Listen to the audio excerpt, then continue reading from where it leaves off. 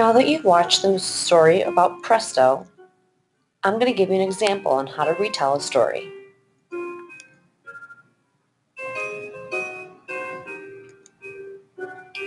First, I'm going to talk about the characters and the setting.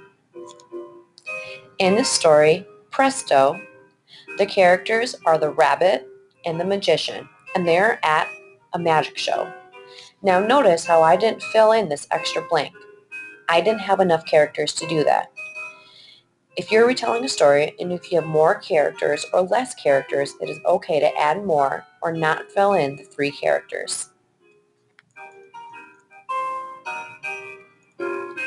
Now I'm going to be talking about my 3 main events.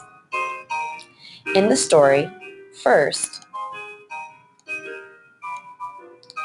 the rabbit tries to get the carrot, but the magician stops him. Then, the magician makes him go on stage, but the rabbit begins to fight back. And all of these crazy things are happening to the magician because the rabbit refuses to come out of the hat without his carrot. Those are the 3 main events. First, the rabbit wants the carrot. Then the magician makes him go on stage. And then all of these crazy things start happening to the magician.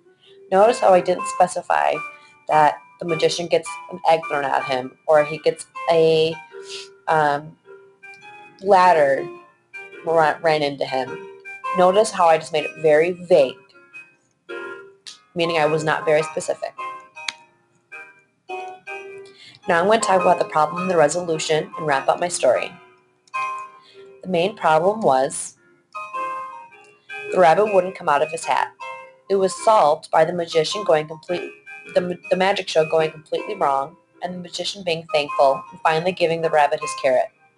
That is the story of Presto. That's an example of how to retell a story. Thanks for listening. Now you try.